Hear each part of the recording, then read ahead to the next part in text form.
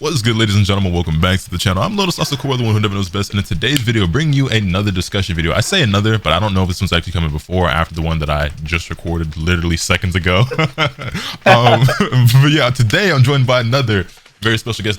Actually, I've been meaning to ask you this for a minute. Is it Tone or Tony? Because I hear everyone else that knows you personally call you Tony, but everybody who's not close with you calls you Tone. Because I always thought the name was Tone. Apparently, your real name is Tony, but I don't know you like that. So how should I be properly referring to you?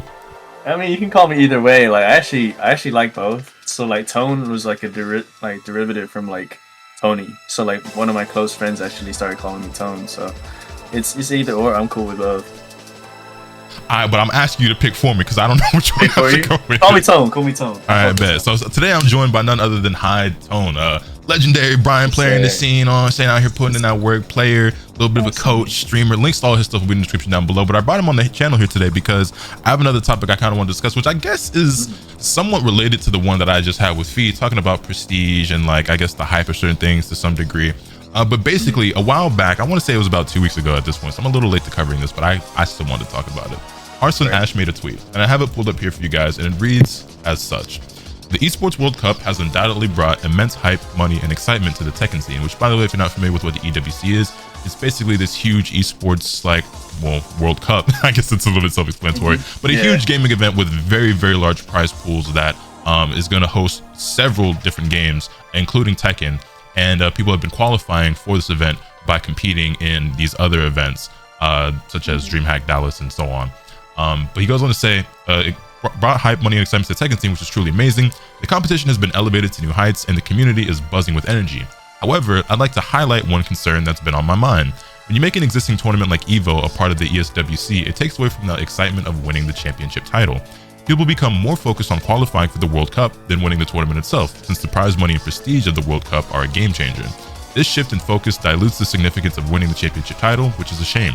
I'm glad EVO isn't part of the ESWC or would likely diminish the hype surrounding EVO. And then he went on to say, personally, after qualifying for the World Cup in Dallas, I felt like my goal was already accomplished and I lost motivation to win the next day. The funny part about this is that he just won EVO. Now, obviously, in hindsight, this makes this that much funnier. But yeah, Arslan Ash is your Tekken World Champion. Not motivated, by the way. You know what I'm saying? Kind of makes it even funnier. It's so like the excitement and drive to win were sucked out of me once I secured my spot. Sure, buddy. I'm so sure. Perhaps ESWC should create their own roadmap with their own series of tournaments and qualifying events instead of incorporating existing tournaments. And the reason why I brought Tone on here today is because he ended up quoting and said that he super agrees on this. Watching tournament grand finals has been less intense because although winning is dope, people just want to qualify. And some of the most intense matches are for just the qualification spot, and he hopes that next year TWT is more hype and EWC is separate. And I wonder how different the perspective is when you're a player based on a spectator, because as a spectator, I mean, obviously I play the game and I might enter some little events here or there, but I'm predominantly a YouTuber, you know what I mean? I've been enjoying it, and not for long, you know what I'm saying. Was I get that trainer from Coach Fee, Speedy X and Tone, the triple threat? Oh, they ain't they ain't ready, boy. But nah, I've actually been enjoying Tekken a lot. You know what I'm saying? Like I think that is from a spectator standpoint, Tekken 8 has been just as hype and just as exciting as Tekken 7 was. And I know it's ironic considering that I just recently uploaded a video talking about how EVO Top 6 wasn't that interesting because there were so many Dragunovs. And it was funny about that video as well, and Tone was watching as well. I saw him tweet about it and I replied to him. We just saw FV Major Pass. And in that top 8, there were 4 Dragunovs. So the Dragunov epidemic is definitely upon us, and I don't see it getting any better from here. But just in terms of like from the gameplay standpoint, the competition, the people who are entering, seeing who's going to win which event, my enjoyment has not been hindered at all by the existence of the EWC and people just trying to qualify. Because to me, good Tekken is still good Tekken, and I made this point as well in the Dragunov videos. I still enjoyed it because high level Tekken is lit. Seeing Atif do what he did to Nobi was nothing short of mind blowing, because I just have never seen Nobi get that. There's no other way to put it, you know what I'm saying? Bro got cooked. Yeah, he kind of got washed, and Nobi is an all-time legend, so ain't no shade, but damn, that was brutal. But yeah, so could you elaborate a little bit more as to why you feel as though like things have maybe like been a little bit watered down or just a little bit diluted because of the existence of the EWC? So EWC is like, this is so Gamers 8 last year was like invitational only, right? So this is the first year where we've had qualifiers for tournaments and stuff. So they had this whole roadmap of like, okay, this tournament is top 4, this tournament is top 2, blah blah blah blah. So we already knew beforehand like which people were gonna get given spots, right? And the EWC itself is like what, 2 million prize pool or like 1 million prize pool, and Tekken never has money like that, right? So obviously whoever wins, no matter who, if it's like Arson, whoever, it's gonna be like life-changing money. And you can only play in the EWC if you qualify, and there's a limited amount of spots, so like 32 spots across like all these tournaments. And just like watching, I believe the first one was like Evo Japan, and I think at that time like no one really, it never really settled in like, oh, this is an EWC qualifier, at least for me. Like, it didn't really settle in because it was also the first Tekken 8 tournament. It was more of an afterthought at that point. Yeah, I was kind of watching it just to see like, okay, who's gonna win Evo Japan, because I was in like the previous mindset of like, okay, Evo is important. EWC, like, oh, that's gonna happen sometime somewhere. But yeah, Evo Japan happened, and then Shikarin wins with Release Lily, Lohai gets like third with like Release Dragunov with like 120 damage like combos and shit like that, you know. So that happens. I'm like, okay, like some of the goats qualified, but it's still Evo. So I didn't really like look at like the top 4 of Evo Japan, and I was like, okay, that's sick. But then I think once it hit, I forgot what was the next tournament. I think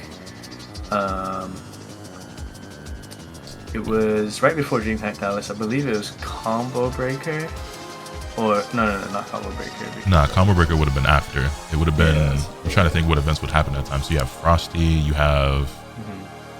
I can't remember. My memory is shot right now. I can't remember shit. I'd have to look it up, but I remember like DreamHack Dallas though. Like that was like the first one where there was 8 spots given to the EWC, and I was like, it was like everyone was playing every single match like it was grands, right? And you would never see like a tournament that stacked before, and it's like, it's kind of OD because like money brings in the people, right? And you never really realize until like you go to like DreamHack Dallas and you're like playing in pools, and to get out of pools it's like me versus Ulsan or some shit, and it's like what is going on here, bro? Like I lost to 2 people that were in TWT like top 8 potential in my pool. Like I lost to like Keisuke and Gerlanda, who like is like really famous for being like a dominant force in T7 while being a dad, right? So yeah, it was like hardly has any time to practice and everything, and super grinder. Pumps out and just Katarina's people. I think he's playing Shaheen now, which is unexpected. But so I mean, so when that top 8 happened, it was like everyone that qualified for top 8 celebrated harder than Rangchu winning the whole thing, or Nobi winning the whole thing, right? I think the significance of participating like super outweighs like the extra $1,000 in first place versus 8th place, you know, because they're looking for the bag. Like I was gonna say, EWC, right? You think so are you of the opinion then that the money involved is the biggest factor in all of this as to what's contributing to the hype? People obviously grinding as hard as they are, how intense the matches are, and everything like that. Would you say the money is the biggest motivator? And when I ask this, I don't want to ask this with like a negative connotation, because personally, I'm of the belief of secure the bag. I hate the fact I thought as a society, as a community, as people, we were getting to a point where we understood it is okay to get the bag. I thought the secure the bag culture was upon us, but we still have people out there who's like, oh man, it shouldn't be about the money. You should do it for the love of the game, for the passion, for the man. We live in the real life. I said we got bills to pay, bro. This is people's livelihood. People are doing this for a living, and I don't want to hear none of that. Go get a real job or this, that, man. hold that. We out here doing this. We in 2024 now, right? We make money off of games. I was saying, we can actually do that. I say I'm a YouTuber. You ain't never gonna see me winning a milli for playing Tekken. But you know, yeah, me neither. I'm like, I got it on the 5. You know what I'm saying? You know what I'm saying? Like you know what I'm saying? This is a reason why I'm on this daily upload grind. Okay. But I do agree that the money is definitely like the biggest factor into like why people are grinding so hard and like why the game has gotten so much popularity and like why just like Tekken, well, not just Tekken 8 in general getting that much popularity, but why the like competitive scene has grown so much, right? I remember when Street Fighter 6 was announced, and this wasn't EWC, this was Capcom Cup, right? Yeah. And they announced that 2 million was the prize pool or 1 million was the prize pool. Everyone went crazy. This is like during T7, like his last 2 years, and I remember Speed was like, bro, I could get that $1 million if I quit this game and play Street Fighter. And I was like, you're tripping. And I was like, wait, but you know, like chase the bag though. Like I'm like, wait, hold on, that is kind of crazy. And then I remember that one person, what was his name? Whoever won Capcom Cup. He like, I think his name was Uma. Fan. Yeah, it's crazy. But yeah, so like that was kind of like a little preview. Oh, real quick, you know what's funny? I think he won that milli. He won Capcom Cup, and I think he ducked off. Like I think he like just like left. Yeah, like I think like he stopped playing, competing, everything. I dead ass think he like secured the bag and dipped, which I respect. I feel it, bro. Change your life, you know. Like the goals, nigga. Like yeah. Let me win $1 million. I'm gone. Y'all ain't never. Like y'all gotta. And left, bro. Like, I'm Capcom Cup champ. I won the $1 million. Y'all gotta hold that for life. I'm gone. You can never reclaim this back. Yeah, I feel it. Do you so do you think because of the obviously insane prize pool that EWC has and everything that it's overshadowing other events and maybe even Evo? Do you think that event going into is going to have more hype and excitement, everything around it than like Evo did this year? It's hard to say. I believe so. Yes, because Evo doesn't have the eyes of franchising. Like people don't get sponsored to go to Evo, right? But because EWC is happening and the orgs are a big part of it, right? The orgs sponsored these players, pick them up just so that they can get like their name in the EWC, right? Because there's like two parts to it, right? There's winning the whole thing and like getting a cut of it, right? You low-key just like unlock something to me because like I was on stream the other day. I think this was during FV Major because there was a player named The Wood who's sponsored by C9. And I got to thinking, I was like, you know, C9's like a pretty like well-known established organization, everything like that. And I was talking to my stream, I was like, what makes certain, like how do certain players end up acquiring sponsors of this caliber or whatever? Because The Woo's very talented player, very skilled. So no disrespect toward him, but there are definitely players out there with like more bigger names who are more well-known and everything like that, maybe even better players arguably. And then you have like Edge, who's one of my favorite players and is G1, right? I would say I was gonna say he was the best one player on the web. I don't know, my boy Speak, he seemed like he might be taking that throne. I don't know, you know what I'm saying? But yeah, he got sponsored by T1 and I was like, yo, these are like pretty big deal sponsors. And they also went to players who like, there are other players who were unsponsored at the time of people getting like these sponsorships. I was like, damn, like JDCR not sponsored, and obviously Speak is when hadn't really decided he was unretired yet, but like Speak not sponsored. Like, there were players like big names who weren't sponsored. I'm like, what even brought attention? And it must have been EWC. Like, I guess that's why these orgs were like, well, we want a player that has a shot at getting into that and you know, being on the map and everything. So that makes a lot of sense actually. Yeah, so EWC has caused a lot of franchising to happen because they promised all the organizations like, okay, we're going to give you money to give money to these people so that you can put your name in this tournament. So they gave every big organization money to sponsor people, actually.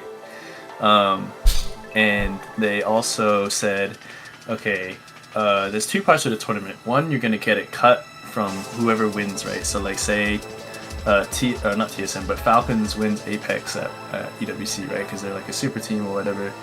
Not only does Falcons get money from that EWC prize pool, they also get 1 point or like whatever point for winning Apex as a category. So they kind of influence teams to put as many like games in as possible, right? So get as many players across as many games as possible in order to accumulate more points. So I actually didn't know that detail about EWC, so that actually makes that just made so many things make more sense. Okay, you actually know, I haven't done enough research on EWC in its entirety as an event, so because that's a detail that I didn't know, and maybe it might be worthwhile doing a video breaking that down if the people would like to see that. Y'all let me know in the comments if you want to see something. I don't know, you know what I'm saying? So I think a lot of the research that like these sponsors got for like Tekken players is like a lot of previous prestige, right? And it's kind of like shallowly researched. Not like it's like the orgs don't really have a lot of knowledge of Tekken, right? So they don't know who's great, who's good, who's upcoming, who's like on a slump or whatever, right? So they just they're like, oh, this guy used to be good, let's just sponsor him, or this guy seems pretty good, or they watched one event, this guy got top 8, that's our guy. Exactly. Like and even more so, if you qualify for the EWC without a sponsor, like 2 days, that's gonna be like 7 emails in your inbox, right? Like just immediately like yo, we trying to get our name on your spot. We don't really care about you, but we want to put our name there. We'll give you more money so that you care about us. But you know, so it's kind of shallow on both ends. But you know, money is money at the end of the day. I said business is business. Business is business, and I can't hate on anyone. Like I'm friends with all the pros. I am so happy they're all getting the bag. Like I support all of them, and all the orgs. I hope that they continue to sponsor all the people after EWC, because I know it's not going to be the last one. So we'll see how the sponsors go. I know that like most of the contracts are going to be like 1 year, right? Like, okay, let's see how you do this EWC. Yeah, blah, blah, blah, right? I didn't consider switching size and shit. I didn't consider like the length of a lot of these contracts where it's like, okay, they're basically getting a 1 year deal to prove. So it's like the NBA. We won't sign you to a 1 year like vet minimum, bet on yourself. That's what I'm saying, and then we gonna see how it go from here. We're not trying to give you 4 years guarantee. We're not giving you max money, 120 M's. You know what I'm saying? You're gonna have to. You gonna sign this vet minimum, okay? We gonna make sure you with the team. You want a full guaranteed contract, but you know what I'm saying, like we don't make the playoffs, you might be out the door. Like it's deadass just like that, man. Like actually like a nail on the head, bro. Nah, I get it. That's crazy. It's funny though. But yeah, okay, so money, man. I definitely see it. So it is funny though, this conversation started with Arslan and he's like, yeah, I'm just not motivated anymore. Then he comes out and wins Evo. Yeah, for sure. Like literally, like, you know, it's funny, it wasn't even a week later. Like he made that tweet on July 15th. And then like, well, I guess it was maybe actually exactly a week later, right? Because finals was on the 22nd, I want to say, right? Evo was 19, no, was it the 21st or 22nd? It was 20 something. I think it was the 21st. It was the 19th through the 21st, right? Yeah. I want to say. So yeah, so like literally, not even a full week later, he becomes the Evo champion. Yes. Yeah, that shit is crazy because Arslan is like one of the most humble people ever. Like, we're close friends. Like, there's a lot of tendencies that he has, like, which are really funny to me. Like, I think Combo Breaker 2023, we're just hanging out, warming up together and stuff. And we didn't really know each other that much, but he just like warms up with anyone. I think he's like really down to earth. And he would ask me like, cause I'm like, we're American players. He'd be like, yo, who's this person? And who's this person? And he starts tripping about them. He's like, who do they play? Like, yo, are they good? And I'm like, you're Arslan Ash. Like, what are you fucking I was like, bro, do you understand? Everyone is way more afraid of you than you could ever be of them. Like, I think that just like shows how much he cares about the game and like the performing and stuff. Because bro's not trying to get robbed by some random. I would say but that's real shit though. That's really commendable because it lets you know that like he doesn't let it go to his head, or he doesn't have like this like over the top confidence where it's like, I'm Arslan, I've got all these Evo titles, everything like that. It's like I'm sure I'm gonna do fine against most players. Like, nah, bro, I need to know and that's why he's on top. It's funny too. I think Combo Breaker 2023 was actually the first time I ever spoke to Arslan. I want to say it was Combo. It was either it was Combo Breaker where I spoke to him briefly. He won with Kunimitsu. That was that him and Nee in grand finals? Yeah. Arslan is amazing, but I was definitely rooting for D, bro. For sure, D was my goat, bro. But I think Arslan might be taking this title. I don't know if I give it to him quite yet, but he's making a very convincing argument. But yeah, I spoke with both of them after that. Obviously, I gave Nee a decent amount of time, so I spoke with Arslan first because he won. So I was like, let me go ahead, let Nee cool off before I bother him. And he was also with Chanel, so I didn't want to like intrude. But yeah, no, he was super chill, humble, like very laid back. It's interesting though, because I feel like the way he types on Twitter is very different from how he like talks in person. Not in the sense like he's two different people, but I don't know if it's like the confidence with which he speaks or whatever. Like he almost, I don't know, that's a conversation for another day. He almost feels like more like timid in person. I don't know. It's he doesn't come off as like, yeah, I just won this shit, you know what I'm saying? I'm the GOAT. It's just kind of like he's just another regular ass dude, I guess is all I'm trying to say. But anyway, I appreciate you coming through today. I think that'll suffice for a discussion on this. Actually, I ended up touching on some topics that I didn't think we would get into, but I found pretty interesting, and it makes me want to look more into the EWC event as a whole, and you know, kind of go into the details of like how that event works and everything. Because like I know like the basics, but like the detail about the orgs and the point system, I actually do nothing about. So you actually shed some light on that for me. But do you have any like closing remarks or statements or anything you'd like to say to the people before we wrap up?